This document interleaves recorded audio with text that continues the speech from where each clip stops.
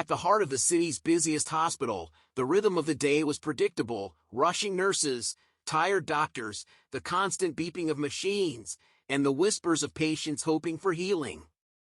Among the staff, Nurse Karen stood out, not for her skill, but for her sharp tongue. She was known for her efficiency, but also for the way she treated patients who didn't fit her idea of deserving. Today, her focus landed on a man who shuffled in wearing a faded jacket and shoes that had seen better days. His face was weathered, the lines telling stories of hardship and sleepless nights. As the man approached the desk, Karen barely glanced up. "Name?" she asked flatly, her eyes still scanning the chart in front of her.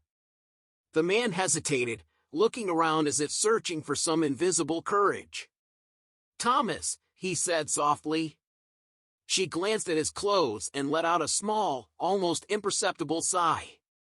To her, he was just another charity case, another reminder of why she felt overworked and underpaid.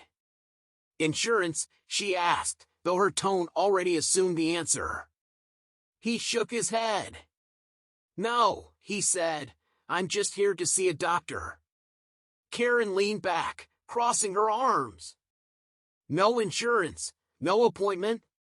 You realize this isn't a free clinic, right?" she said with a smirk. A few nearby nurses exchanged uneasy glances but said nothing. Thomas's face turned red with embarrassment, but he didn't move. "I just need someone to check my chest," he said, his voice steady despite the humiliation. "I can't breathe right." Karen sighed dramatically, as if she were doing him a personal favor. "Fine, sit over there. Maybe someone will have time to see you." She motioned toward the corner where chairs were crammed together under a flickering light. Thomas nodded, whispering a thank you, and quietly took his seat, his hands trembling slightly. He wasn't sure if it was from illness or the weight of shame. Hours passed. Patients came and went, some looking at Thomas with pity, others not noticing him at all. Every so often, Karen would glance his way, her expression unchanging. To her, he was just a problem she hoped would disappear. She made sure his paperwork stayed at the bottom of the pile. After all, what was one more delay to someone like him? But as the day stretched into evening, the atmosphere in the hospital began to shift. A man in a tailored suit walked in, his shoes polished, his presence commanding. He went straight to the front desk, glancing around briefly before speaking. "Excuse me," he said, his voice calm but firm. "I'm looking for someone named Thomas." Karen perked up, smoothing her uniform as she looked the man up and down. "And you are?" she asked, a hint of curiosity breaking through her usual disinterest. The man smiled politely. "I'm here to check on him. He's a close friend." Karen's eyes narrowed slightly. "He's sitting over there," she said, pointing dismissively to the corner. "But if you're here to pay his bills, I should warn you, it might not be worth it." The man's expression didn't change. Instead, he gave a nod, his eyes softening as he walked over to where Thomas Saturday. "Thomas," he said warmly, placing a hand on the older man's shoulder. Thomas looked up, surprised but grateful. "I didn't think you'd come," he said, his voice cracking. "I always come," the man replied. Karen, still watching, couldn't help but wonder why someone so polished would bother with a man like Thomas. She leaned over to a fellow nurse. "Do you know who that is?" she whispered. The nurse shrugged. "No idea, but he looks important." Karen scoffed, her curiosity mixed with irritation. She was used to being in control, knowing the details, and right now, she felt out of the loop. But what she didn't know, what no one in the room knew, was that the man in the suit wasn't just any visitor. He held the power to change everything. And in just a few minutes, Nurse Karen was about to learn exactly who was paying the hospital's bills. Karen watched as the suited man spoke quietly with Thomas, their conversation too soft for her to hear. She noticed how the man listened intently, nodding at every word, as if Thomas's story mattered more than the time he was spending. It was a kind of respect she didn't often see in the hospital, least of all for someone like Thomas. Still, she dismissed it. People with money like to act generous, she thought. It made them feel better about themselves. Yet, something gnawed at her, a feeling she couldn't shake. She leaned closer to her colleague again. Why would someone like that care about him, she muttered. The other nurse shrugged. Maybe he's just a nice guy, she replied, already turning back to her work. But Karen wasn't convinced. She glanced back at the stack of papers in front of her, tapping her pen absently. Thomas's chart was still buried at the bottom, forgotten in the shuffle, but now, for some reason, it nagged at her. She tried to refocus, but the scene in the corner kept pulling her attention. Thomas was slumped in the chair, his body frail, his breath labored. The man in the suit leaned in, his hand still resting on Thomas's shoulder, and Karen caught the faintest hint of their exchange. I've told you before, you need to take better care of yourself, the man said, his voice gentle but firm. Thomas gave a weary smile. You've done more for me than I could ever repay, he replied. I don't want to be a burden. The man shook his head, a faint smile on his face. You'll never be a burden. Your family. Family? The word echoed in Karen's mind. She sat up straighter, her curiosity now turning into something sharper. Family wasn't a word she associated with Thomas. He looked like someone who had been forgotten by the world, left to fend for himself. And yet, here was this polished man, speaking as though Thomas were someone important. The whole thing didn't add up. Karen couldn't help herself. She rose from her seat and walked over, a forced smile plastered on her face.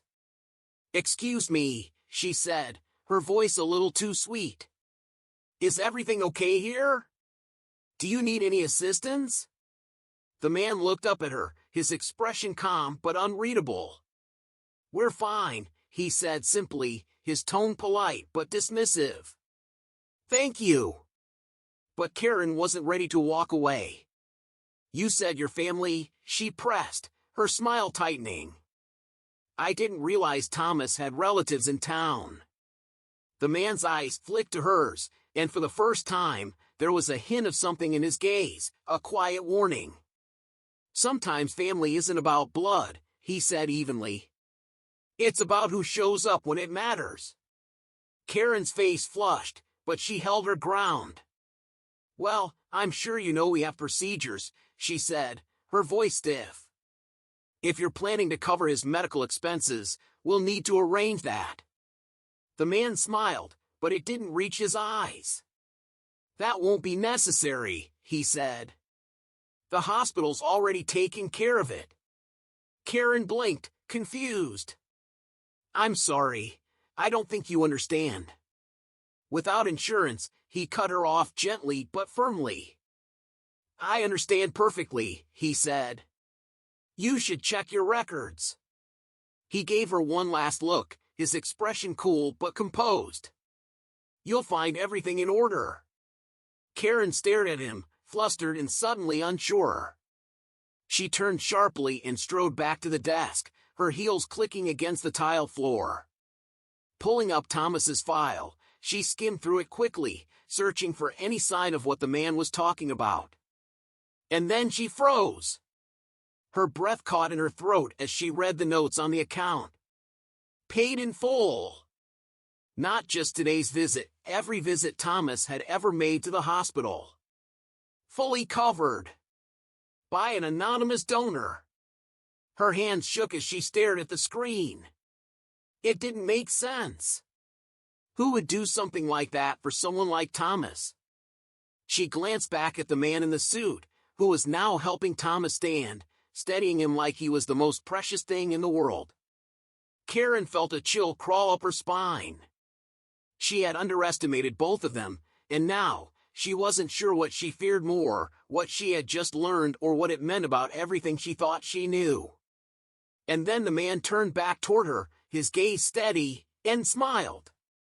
But this time, there was something different in his eyes.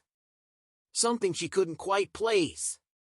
Something that made her realize she wasn't the one in control anymore. Karen felt heat rising to her face, her fingers tightening around the edge of the desk. She couldn't stop staring at the line on the screen. Paid in full, it was like a taunt, the kind that made her stomach twist. She glanced over her shoulder again, trying to process what she had just seen. Thomas wasn't just some poor, forgotten man. Someone cared for him deeply. Someone with enough power and money to make the hospital bow. Her thoughts spun wildly. She had worked here for years, seen countless patients come and go.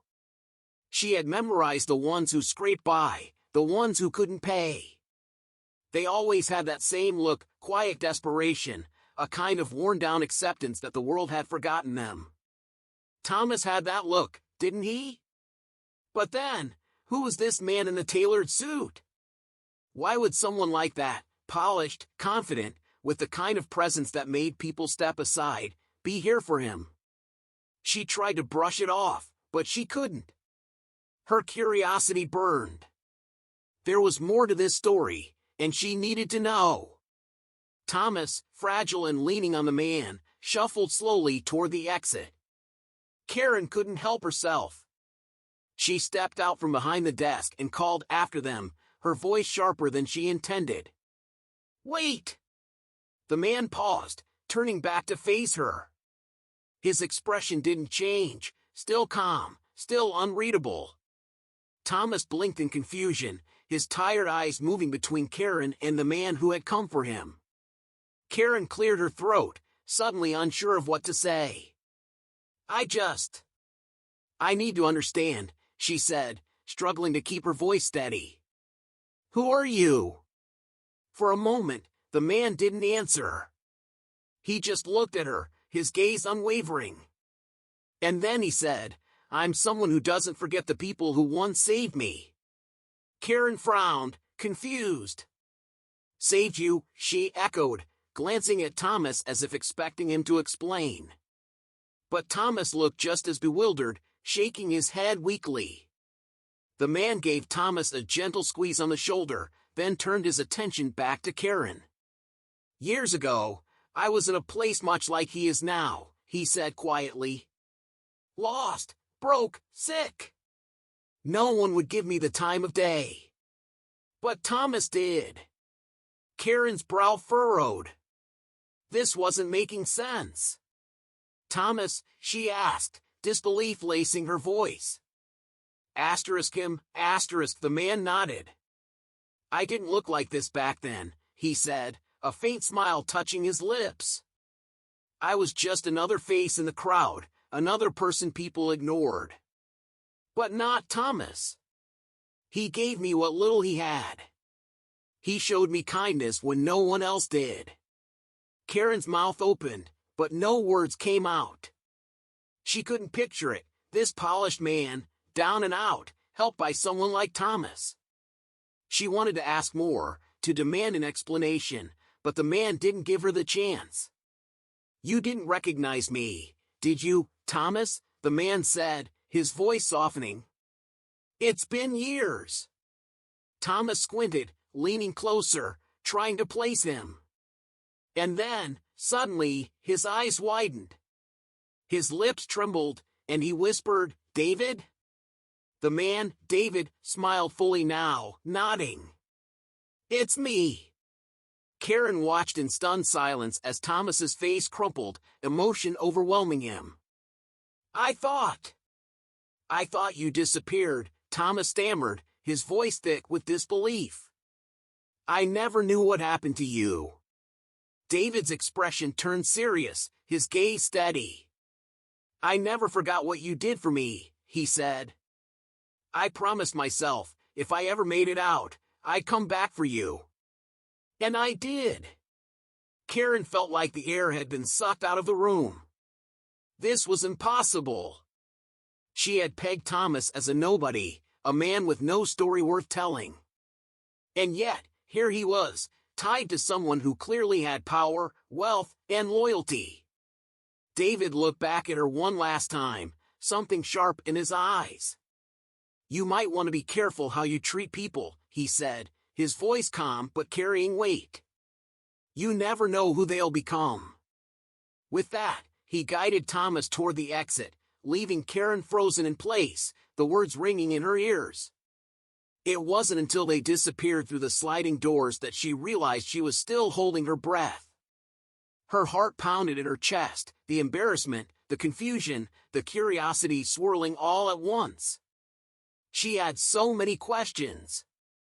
But more than anything, one thought consumed her: she had been wrong. So very wrong.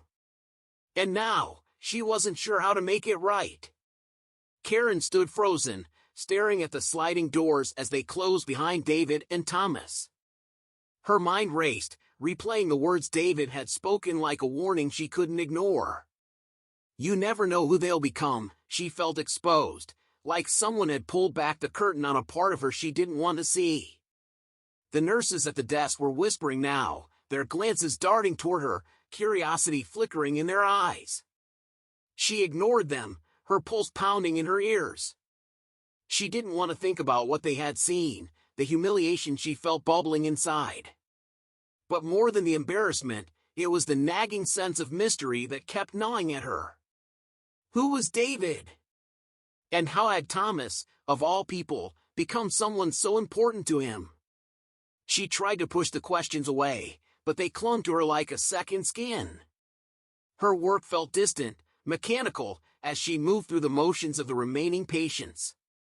The steady hum of the hospital blended into a background noise she barely registered. All she could think about was the man in the suit and the quiet, frail figure he had taken with him. Hours passed, and the evening shift began to thin out. Karen sat at the desk, staring at the computer screen, the words blurred by her distracted mind. She clicked through patient files aimlessly until she couldn't take it anymore. Her curiosity burned too brightly. She opened Thomas's record again, scrolling through the sparse notes. There wasn't much, just a few past visits. The usual mentions of chest pain, fatigue, but nothing remarkable. Until she saw it. In the notes from years ago, buried deep in the history, she found a mention of a young man named David. The details were vague, but one line stood out: assisted young man during critical illness.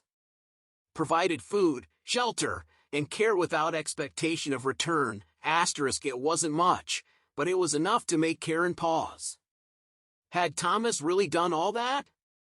She leaned back in her chair, frowning. This didn't match the picture she had painted of him in her mind. He had always seemed like someone who barely had enough for himself, let alone enough to help anyone else. And yet, it was there, in the records, clear as day. She chewed her lip, the memory of David's words still ringing in her ears. I never forgot what you did for me. It felt like a puzzle she couldn't quite piece together, and it gnawed at her.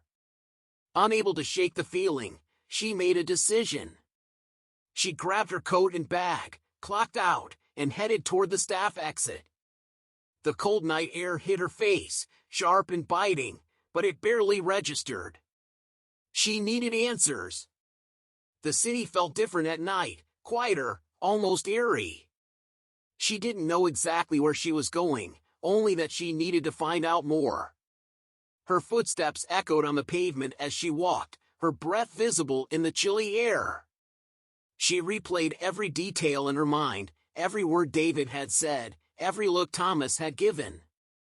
Eventually, she found herself at the small diner near the hospital, the one where the staff sometimes went for late-night coffee.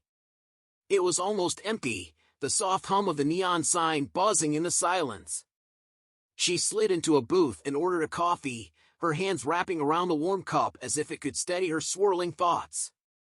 She wasn't sure how long she sat there, staring into the dark liquid, lost in thought. But then, the bell over the door chimed, and she looked up, startled.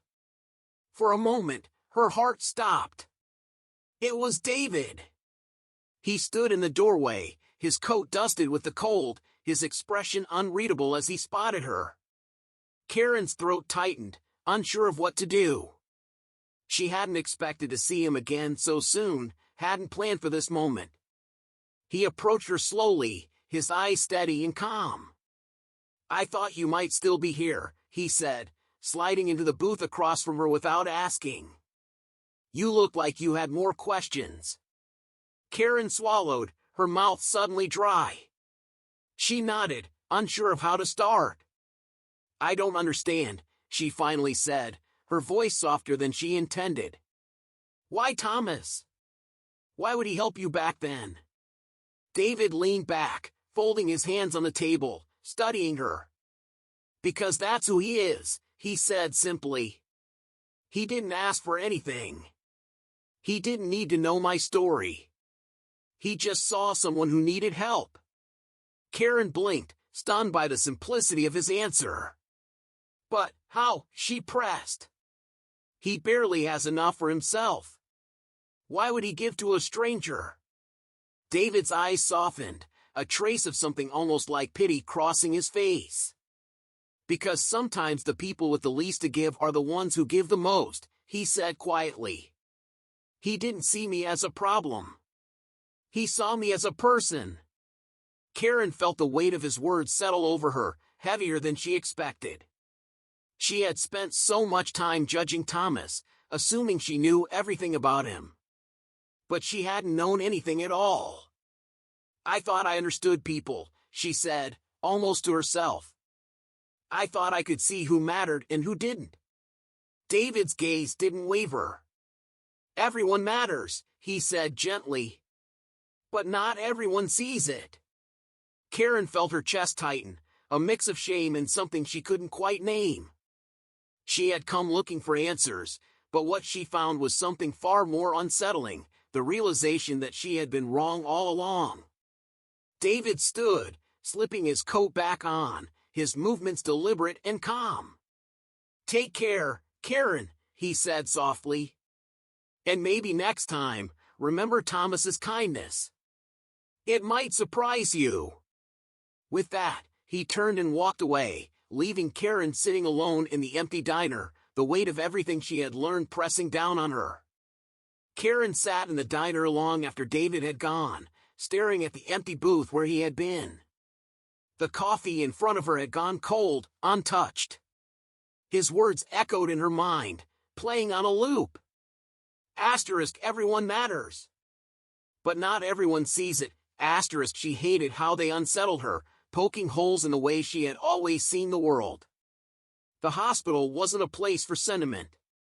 It was a place of facts, procedures, and survival. She had learned that long ago, had built her armor out of indifference and efficiency. It was easier that way.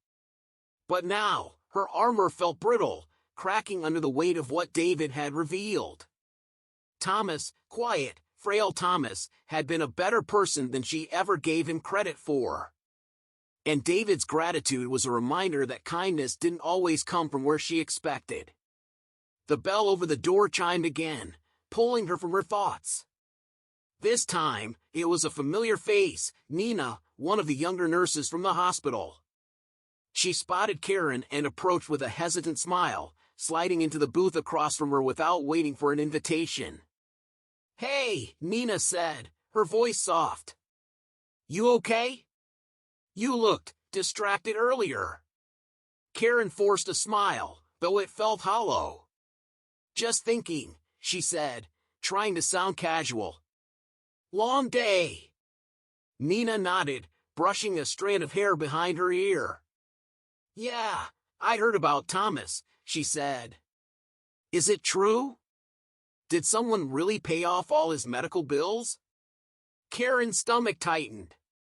She hadn't expected the news to spread so quickly, but she should have known it would. Hospitals were full of whispers and gossip, stories that traveled faster than the patients themselves. "Yeah," Karen said slowly. "A man named David. He said Thomas helped him once, years ago. Nina's eyes widened, and she leaned in closer. No way! Thomas? He never talks about his past. I just figured he, didn't have much of one. Karen couldn't blame her. She had thought the same.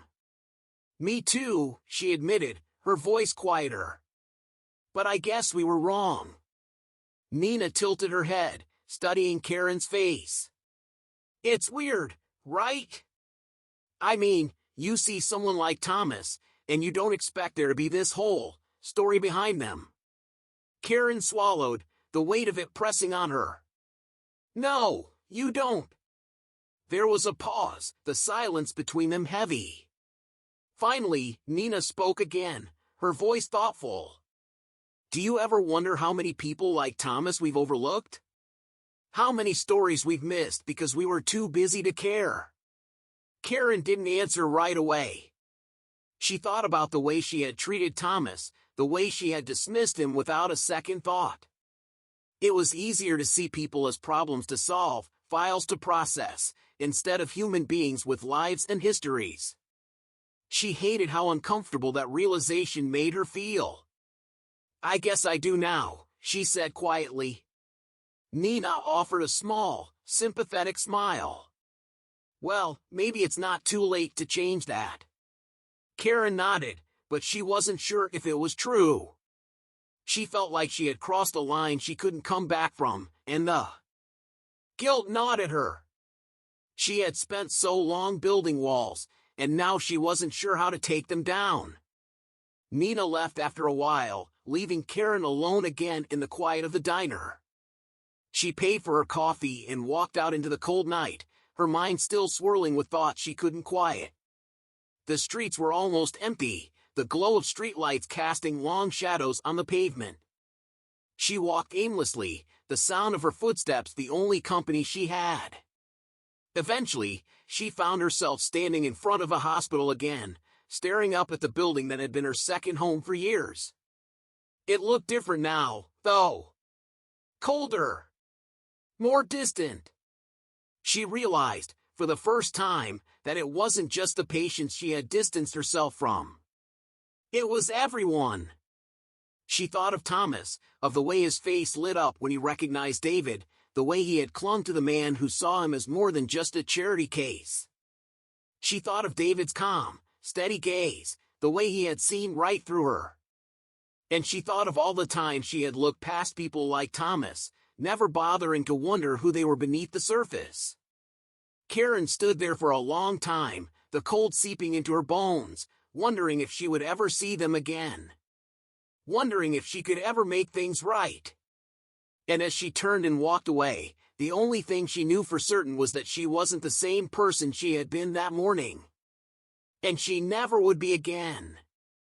The next few days at the hospital felt like a blur to Karen. Every time she passed by Thomas's room or saw his name on a chart, she felt a tightening in her chest, a reminder of the conversation she had overheard in the diner and the promise she had made to herself to change. But how?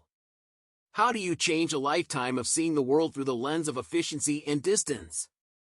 She spent her shifts in a daze, performing her duties without the usual focus she had once prided herself on. Every time she interacted with a patient, she felt a disconnect, an awkwardness, as though she was waiting for some moment to click, some sign that she had learned something new. But it wasn't easy. The old habits, the walls she had built, were hard to tear down. One evening, as Karen sat in the staff break room, her mind swirling, she overheard two nurses gossiping about David. She hadn't intended to listen, but the words caught her attention. I hear David's been coming by to check on Thomas every few days, one of the nurses said. The man really does care. Did you know he paid for Thomas's entire surgery last year? Karen's heart skipped a beat. She had no idea the situation was that serious, that Thomas had been in a life-threatening condition just a year ago. She hadn't even known. How could she have missed it? She had been so caught up in her own world, so focused on the day-to-day, that she had never even bothered to look beyond the surface of her patients. "Yeah, he's been around a lot." "It's strange, though," the other nurse replied, her voice lower, almost conspiratorial. "They say Thomas didn't want anyone to know. He kept it all under wraps. I wonder why he didn't say anything. Maybe he didn't want anyone to pity him." Karen felt the sting of those words. She had pitied Thomas. She had pitied him the same way she had pitied so many others in the past, with a kind of distant, impersonal sympathy that was more about her own discomfort than genuine care. But David was different. He had seen something in Thomas that no one else had bothered to see. Something worth saving, worth protecting. And now, the man who had once been invisible to her, just another patient, was tied to someone with the power to change his life forever. Karen's thoughts were interrupted as the door to the break room opened, and Nina walked in, holding a tray of food. She paused when she saw Karen sitting there, her face etched with concern. "Karen? You look like you're a million miles away. Everything okay?" Karen hesitated, then nodded, forcing a smile. "Yeah, just thinking." Nina raised an eyebrow. "About Thomas?" Karen sighed. "I don't know why I didn't see it before. He's not just some poor patient. There's so much more to him." Nina sat down beside her, setting the tray down. "I think we all have a tendency to write people off. It's easier that way, right? To compartmentalize everything so you don't have to feel too much." Karen nodded, her throat tight. "I've spent my whole life doing that. And I'm tired of it." The two of them sat in silence for a moment, the hum of the break room machines filling the space between them. Finally, Nina spoke again. "Have you talked to Thomas since David came in?" Karen shook her head. "I don't know what to say. I don't even know how to start." Nina gave her a sympathetic look. "Maybe you don't have to say anything. Maybe just show him you care. People like Thomas, they don't need grand gestures. They just need to know someone's there, someone sees them for who they really are." Karen felt a lump form in her throat. For the first time, she truly understood what Nina meant. It wasn't about fixing everything. It wasn't about making up for her past mistakes. It was about showing up, being present in the moments that mattered, even if they were small. The next shift, Karen found herself walking down the hallway toward Thomas's room, her heart pounding. She had no plan, no script to follow. She just knew she had to do something different from the way she had treated him before. When she knocked and entered, she found Thomas sitting up in his bed, looking out the window. His frail frame was still as delicate as ever, but there was a faint spark in his eyes that hadn't been there before. Karen hesitated for a moment before stepping in, her voice soft. "Hi, Thomas. How are you feeling?" Thomas turned, his tired gaze meeting hers. He didn't smile, but there was a faint acknowledgement in his eyes. "Better, thanks. Been a rough couple of weeks." Karen nodded, stepping closer. I wanted to apologize," she said, her voice trembling slightly. "For the way I've treated you. I didn't see you for who you really are." Thomas didn't say anything for a long time. For a moment, Karen wondered if she had made a mistake, if she had opened up a wound he wasn't ready to face. But then, finally, he spoke. "It's okay," he said softly. "I didn't expect anyone to see me, not really." The words hung in the air between them, a quiet acknowledgement of the distance that had always existed. And yet, in that moment, Karen felt a connection, a sense of understanding that hadn't been there before. "I just wanted you to know that I see you now," Karen said, her voice steadying. "And I'm sorry it took so long." Thomas nodded, his eyes flickering with something like gratitude, though he didn't speak again. And for the first time, Karen realized that maybe that was enough. She didn't need to fix everything. She didn't need to change his past or her own. All she had to do was show up and be present.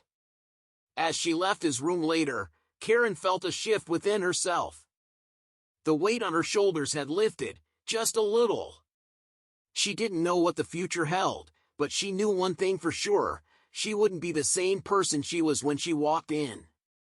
And maybe, just maybe, she could learn to see the world a little differently. Over the next few days, Karen couldn't shake the feeling that things were shifting at the hospital, things she hadn't expected. It wasn't just about her interactions with Thomas anymore, it was the way she was starting to see everything. The patients. The staff. The whole place. The walls of her professional detachment were crumbling, and in their place, there was this gnawing feeling of vulnerability. She wasn't sure how much longer she could pretend everything was fine. Or how much longer she could ignore the fact that something was off about David's sudden involvement in Thomas's life. She spent hours replaying their conversation in the diner. There was something in David's words that haunted her. Everyone matters, but why had he chosen to help Thomas? Why had he kept it a secret for so long? And more importantly, what did it mean for her and the life she had built for herself at the hospital?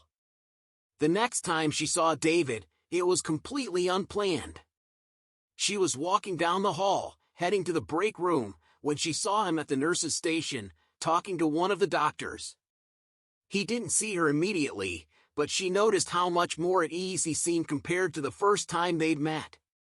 He wasn't just some random visitor anymore, he had become a fixture, a part of Thomas's world in a way that felt almost familiar. Karen's heart raced. She wasn't sure what to do. Part of her wanted to confront him, ask him about everything. But the other part of her was still reluctant, afraid that whatever he said might unravel everything she had thought she understood about her role in this hospital. As if on cue, David turned and saw her.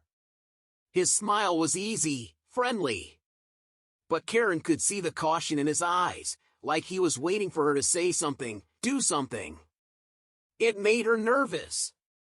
"Hey, Karen," David said, his voice calm. "How's everything going with Thomas?" She swallowed, forcing herself to maintain her composure. "He's doing better.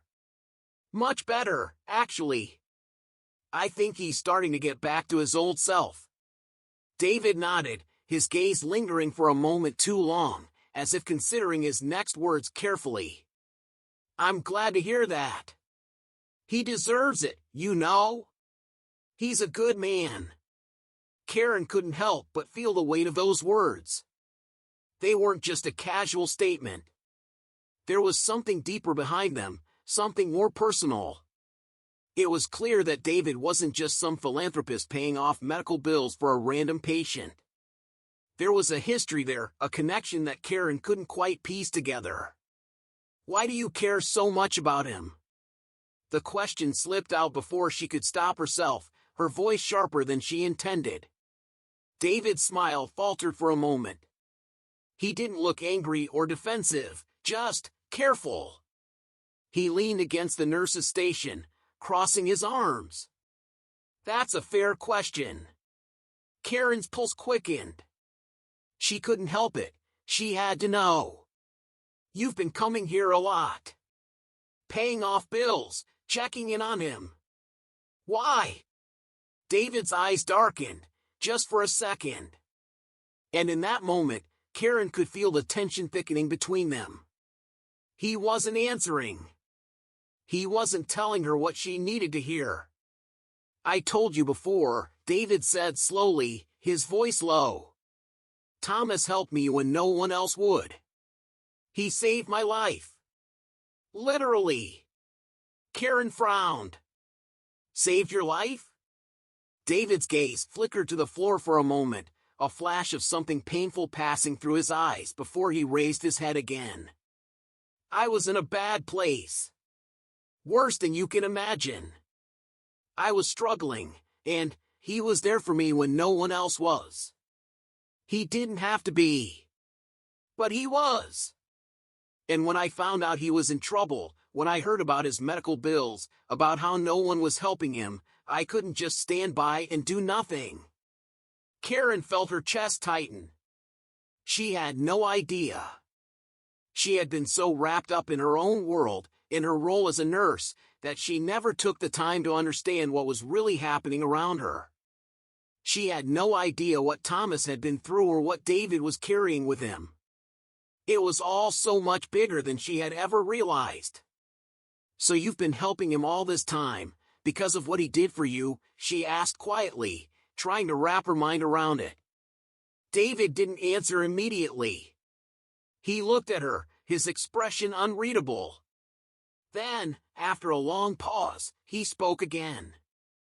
"I owe him. I owe him everything.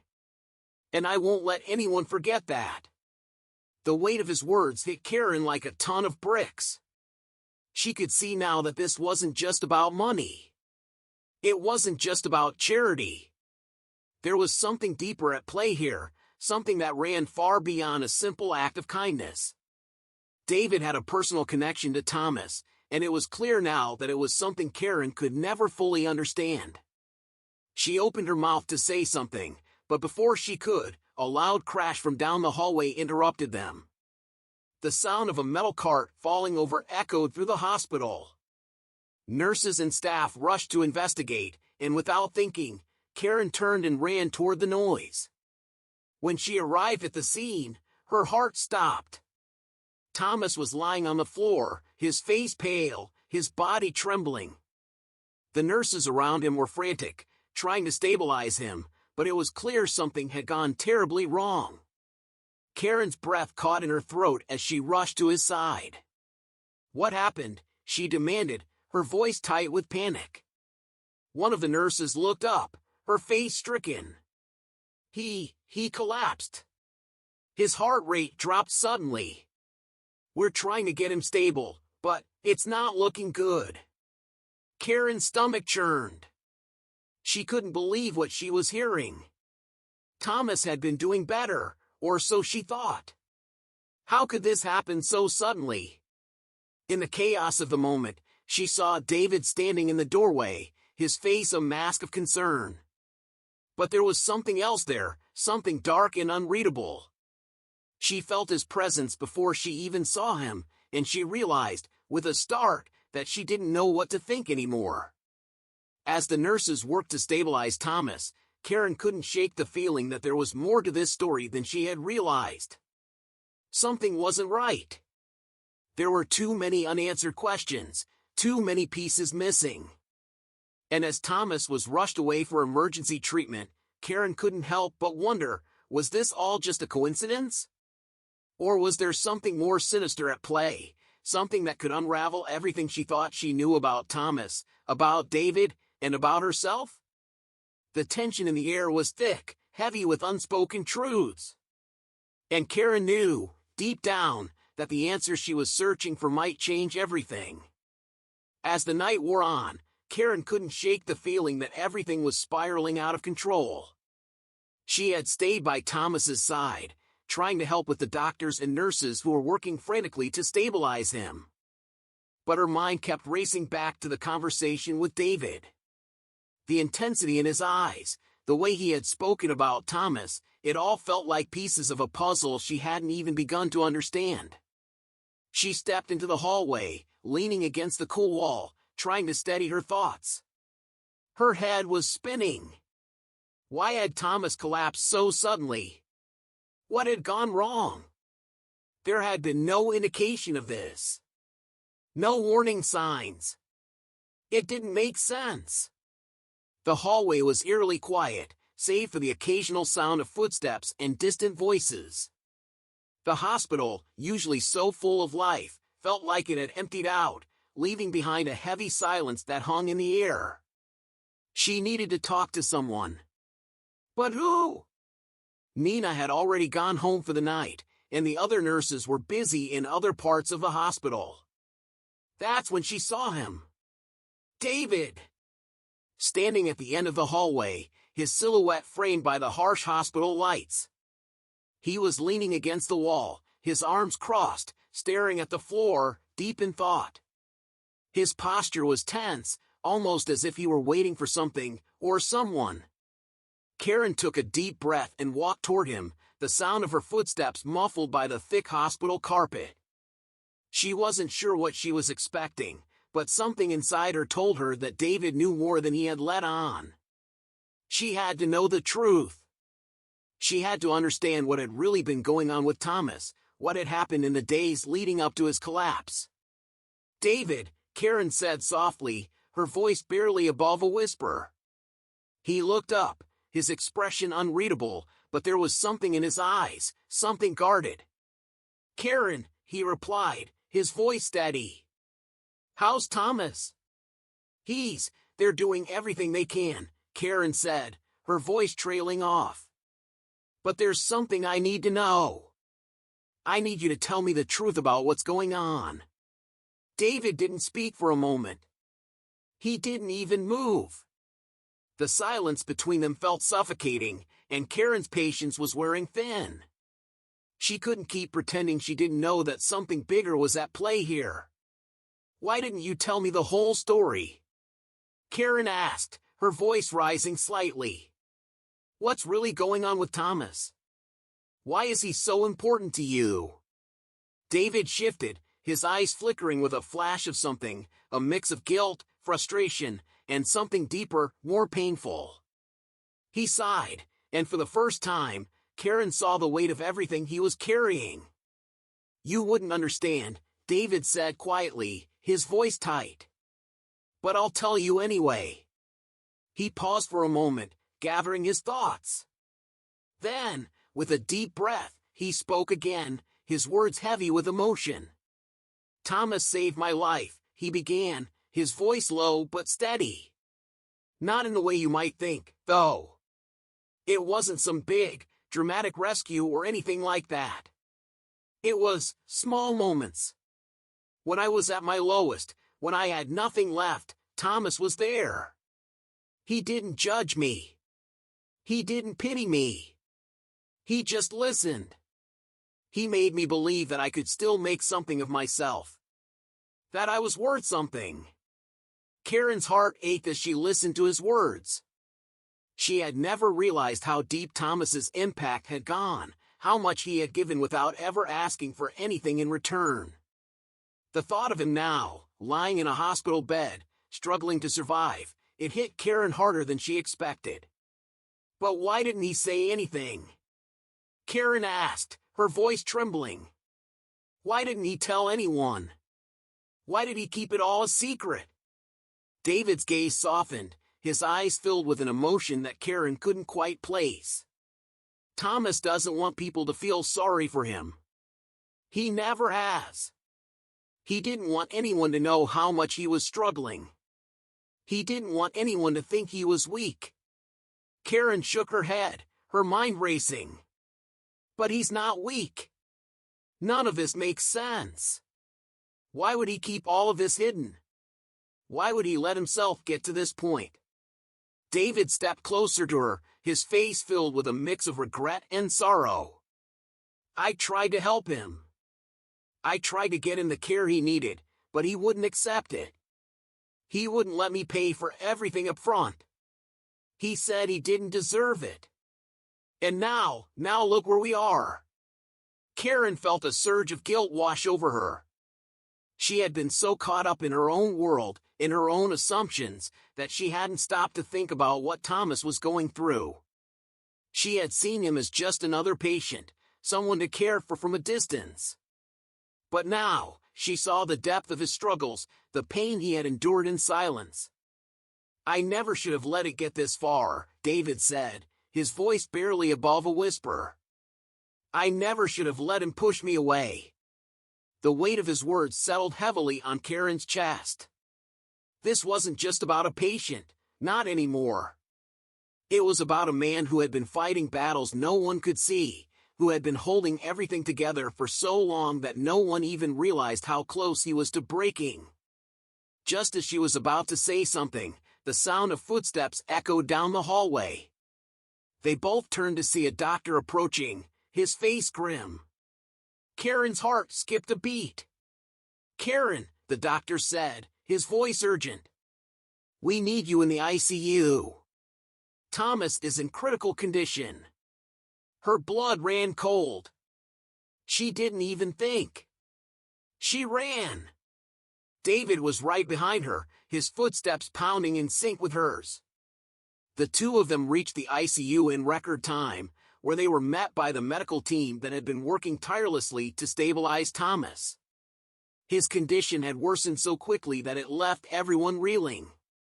The room was filled with the sterile smell of antiseptic, the sounds of machines beeping and whirring, a constant reminder of the fragility of life.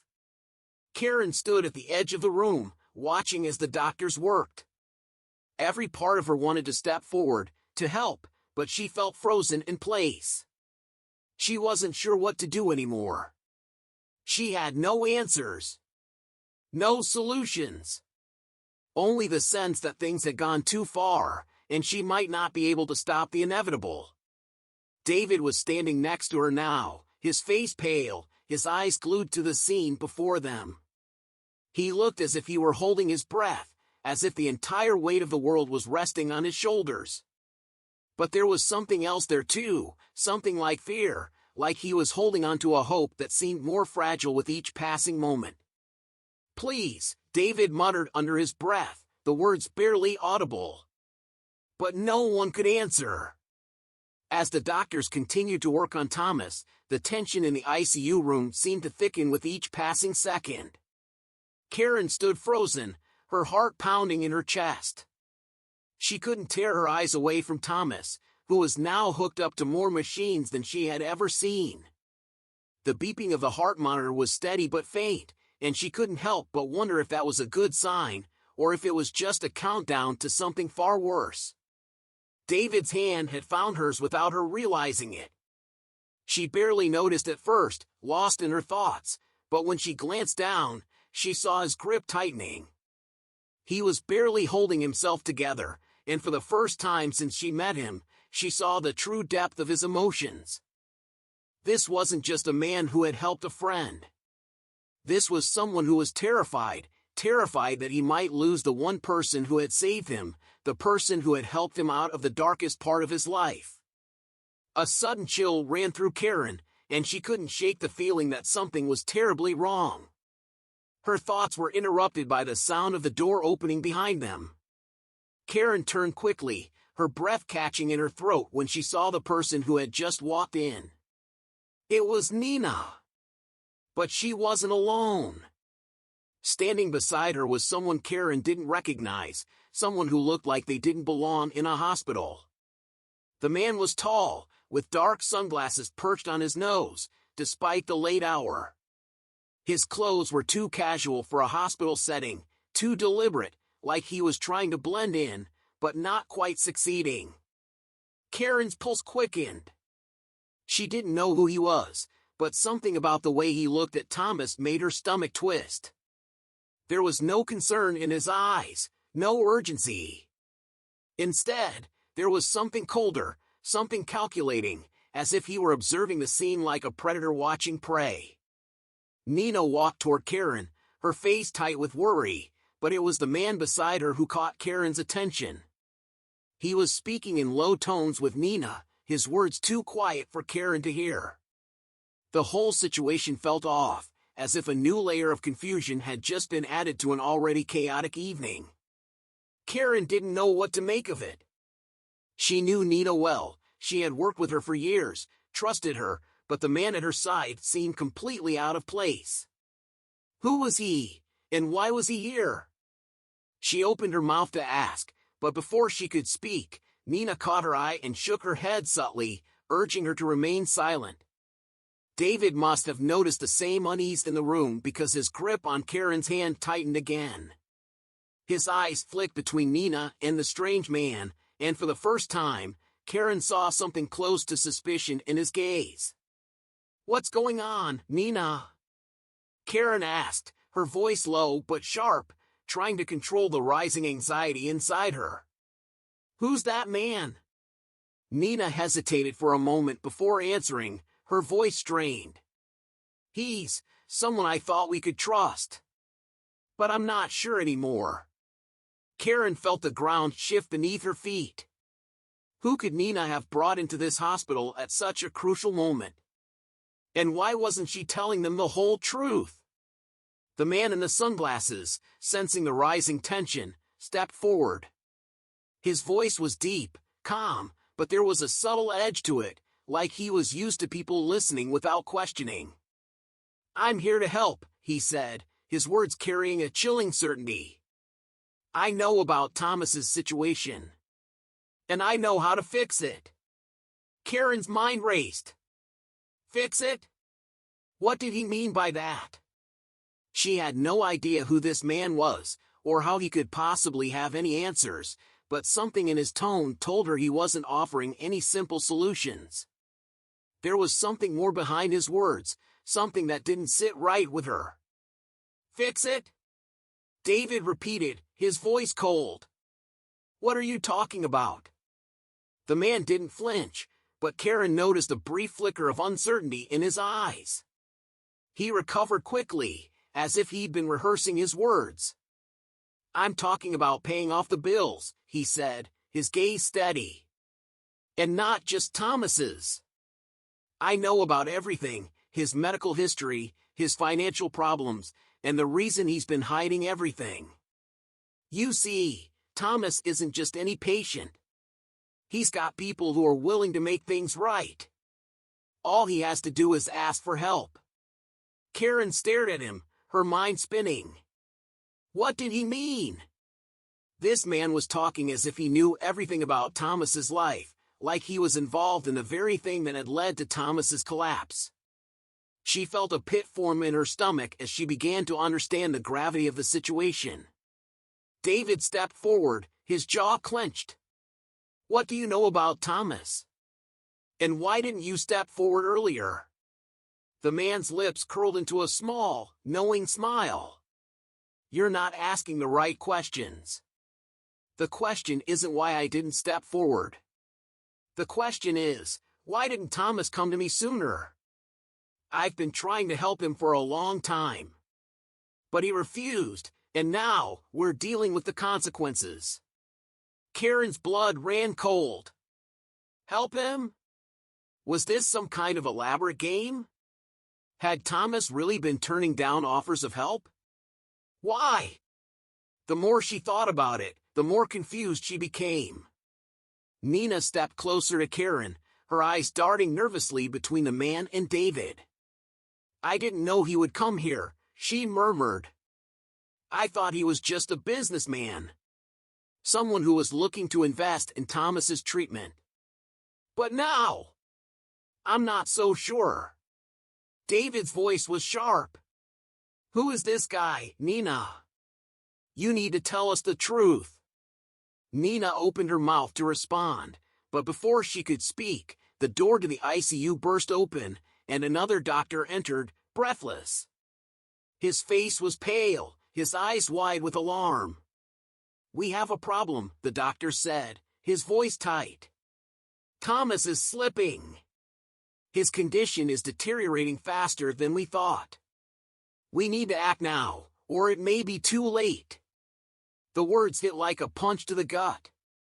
Karen's head spun as she turned to the doctor, but the tension in the room was suffocating. The stranger, who had been so calm moments ago, now looked anxious. His confident demeanor faltered, and Karen could see the shift in his posture.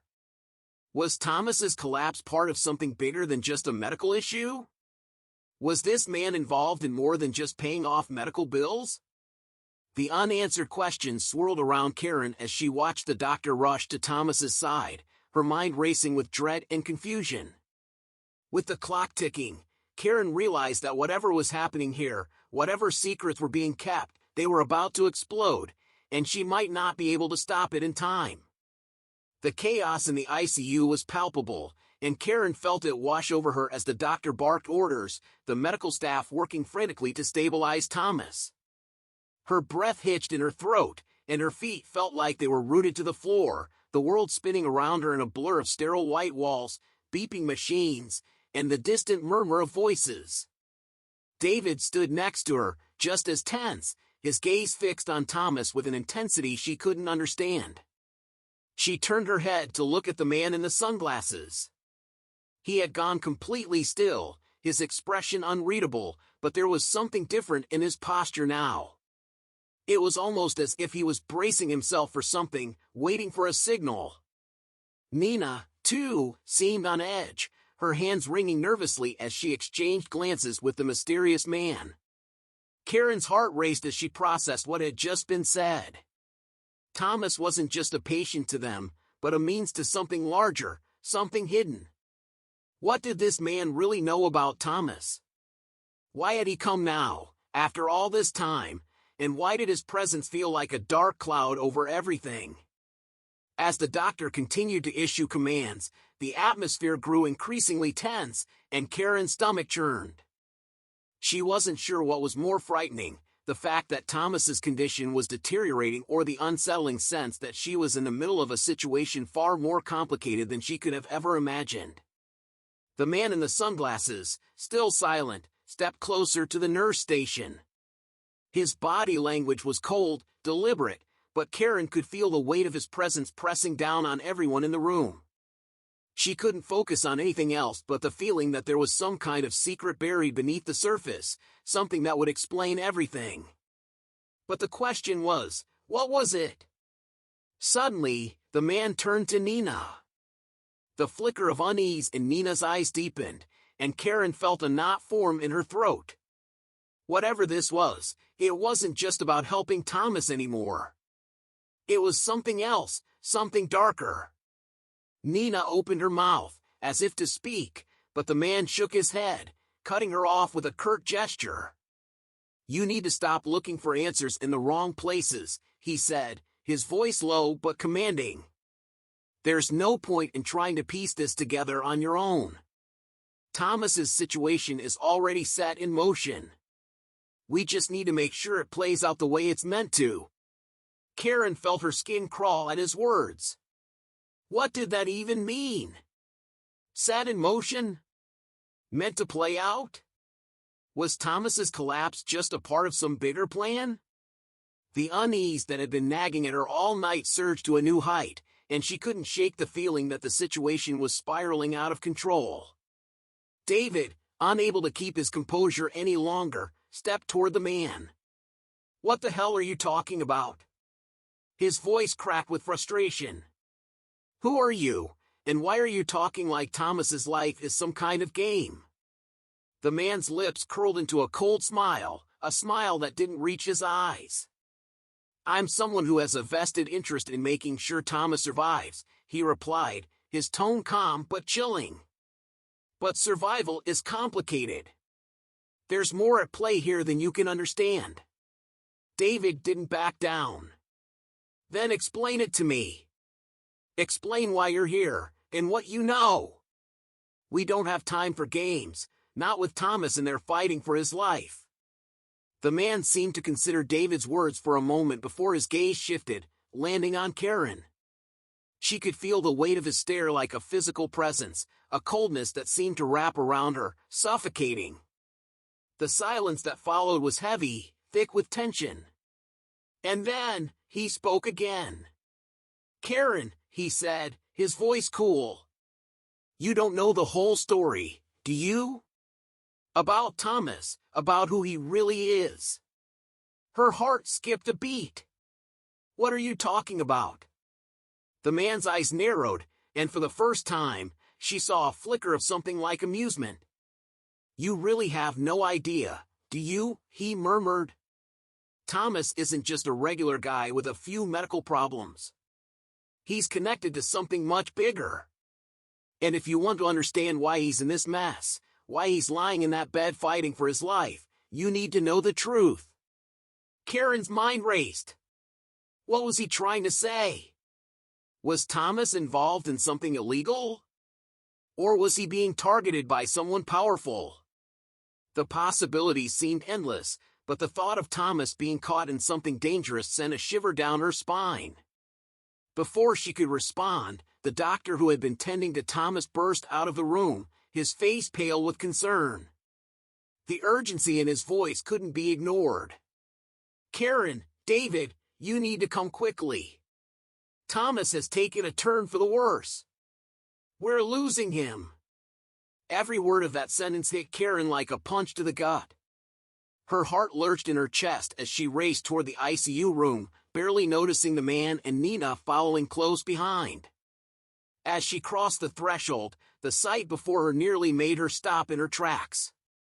Thomas's body was now covered in a cold sweat, his chest rising and falling unevenly, the monitors blaring with warnings.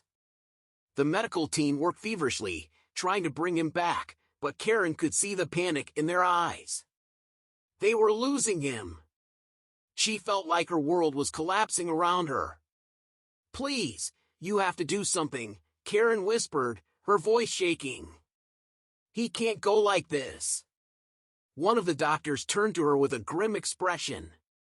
"We've tried everything. There's nothing more we can do." Unless what?" Karen demanded, her voice tight with fear. The doctor hesitated, his gaze flicking to the man in the sunglasses, who had stepped into the room without a word. "There is one procedure that might work, but it's risky. And it's never been done in a case like this before." Karen's heart sank. What was this man involved in? What kind of dangerous procedure was he suggesting? "We need your consent," the doctor continued. "But you have to understand, the odds are slim. It might not work. And it could make things worse."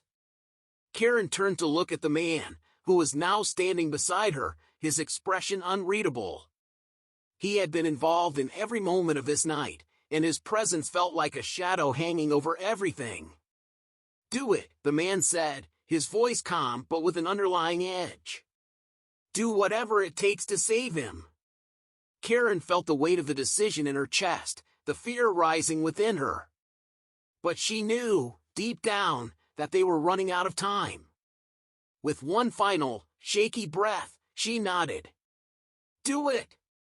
As the medical team moved swiftly to prepare for the procedure, Karen stood at Thomas's side, her mind racing.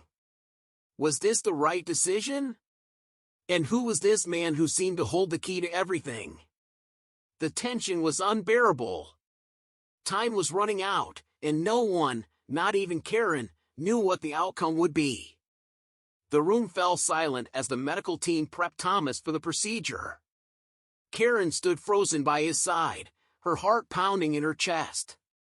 The weight of her decision pressed heavily on her, and she couldn't shake the nagging fear that this would be the moment they lost him for good. She glanced at the man in the sunglasses, who had stepped back, waiting patiently, his face unreadable. His calm demeanor only unsettled her more. David was standing beside her now, his hand on her shoulder, but even he seemed to be lost in thought, unsure of what was coming next. The doctor's team worked quickly, their movements precise but rushed, as if every second counted. Karen watched Thomas closely, every beep and click of the machine sending a fresh wave of anxiety through her. Then, the moment came. The procedure began, and for a fleeting second, it seemed like the world had stopped. Karen's gaze locked onto Thomas as the doctors worked, and for a brief moment, she almost thought she could see his chest rise and fall more evenly. She held her breath, praying for a miracle, praying that this risky move would bring him back. Minutes passed like hours. The air felt thick, and every sound in the room echoed in Karen's ears. Finally, the lead doctor straightened up, his face pale but relieved. "It's working," he said, his voice tight with exhaustion. "His vitals are stabilizing." Karen's breath came in ragged gasps as she exhaled a deep sigh of relief. The tension in the room began to ebb away, replaced by cautious optimism. Thomas was still with them.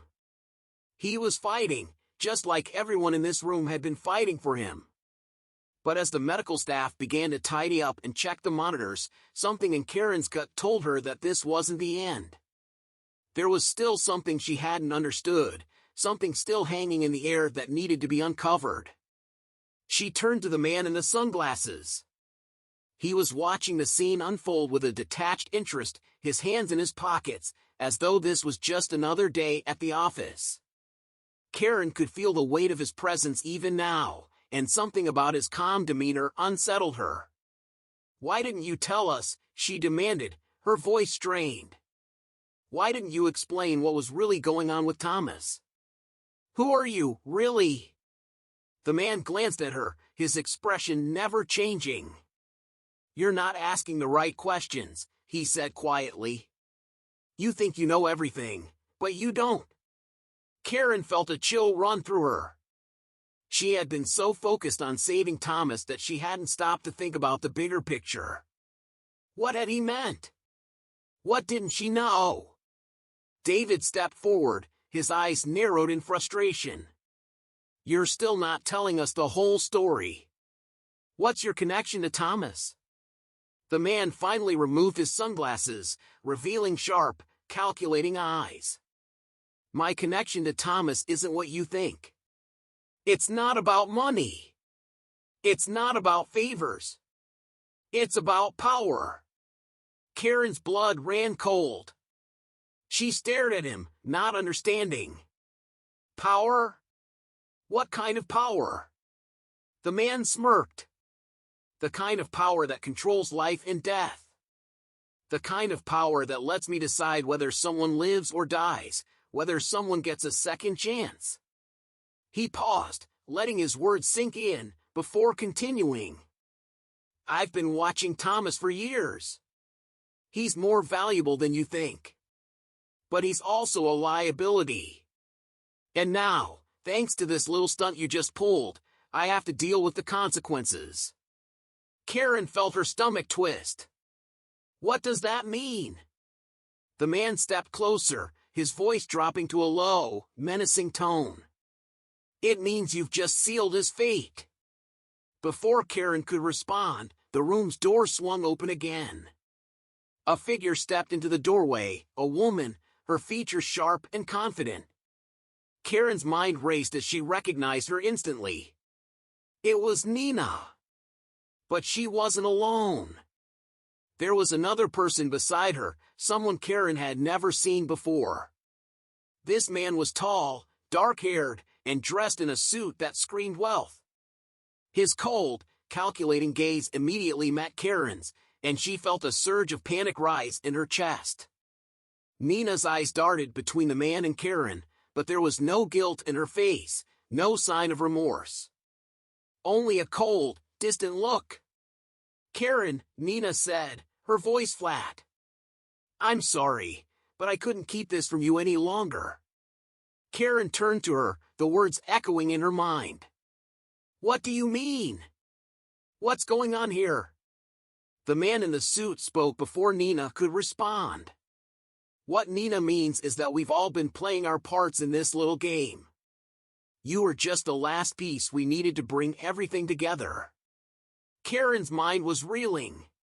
What was he talking about? What game?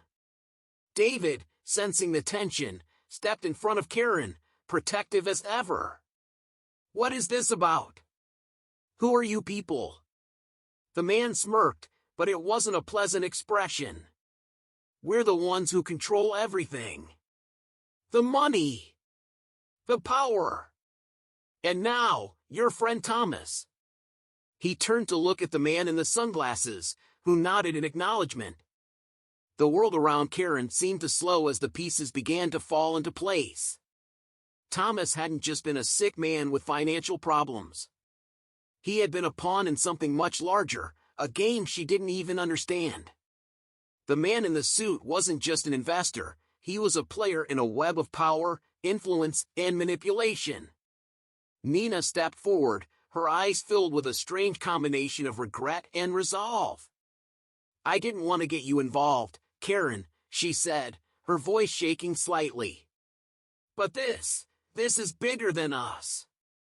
And now that you're here, there's no turning back." Karen's breath caught in her throat as she realized the horrifying truth. she and David had been pawns in a much larger game, and they hadn't even known it. Thomas wasn't just a patient, they had been part of a plan all along. A plan that would change everything. The room seemed to close in around her, her head spinning. Was she too late to stop this? Were they all too late? And then, as if on cue, the heart monitor connected to Thomas flatlined. The beeping stopped. The room fell silent. Everyone turned toward the bed. The medical team rushed in, but the damage had already been done. The man in the sunglasses stood still, a cold smile curling at his lips. "The game's over," he said, his voice low. "And you've just learned how it ends." The finality of his words hit Karen like a hammer. As the chaos erupted around her, she couldn't shake the haunting realization that they were all just pieces in a game much bigger than they had ever imagined. And the stakes were far higher than anyone had ever let on. The story wasn't over, it was just beginning.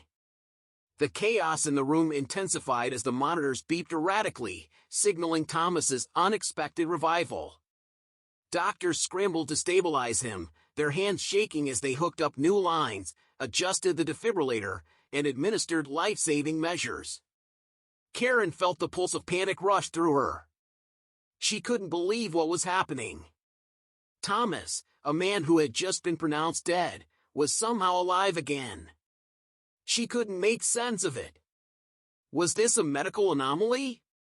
Or was something more sinister at play? The man in the sunglasses watched the scene unfold with an unsettling calmness. He seemed detached, almost like he was observing a well-rehearsed performance. Nina, standing beside him, looked just as conflicted as Karen felt. There was guilt in her eyes, but it was clear that the situation was spiraling out of anyone's control. "What's happening?" Karen demanded, her voice shaking with a mixture of fear and anger. "How is he alive again? You were just ready to call it." The man turned slowly toward her, his expression unreadable. "You still don't understand, do you, Karen? This isn't a random event. Thomas's revival isn't a miracle. It's the result of everything that's been set in motion. He was always meant to come back, just like this."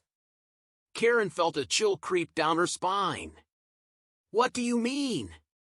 What have you done to him?" She took a step forward, desperate to understand the twisted web she'd found herself tangled in. The man finally moved, his gaze cold as he fixed it on her. "You and Thomas were never really patients. You were pawns in a much larger game. His death, his resurrection, they're part of something bigger than you can fathom." He motioned to Nina. "We've been testing the limits of human endurance, playing with life and death to create a power no one can control." Karen shook her head in disbelief. She couldn't comprehend what he was saying. "But why? What's the point of all of this?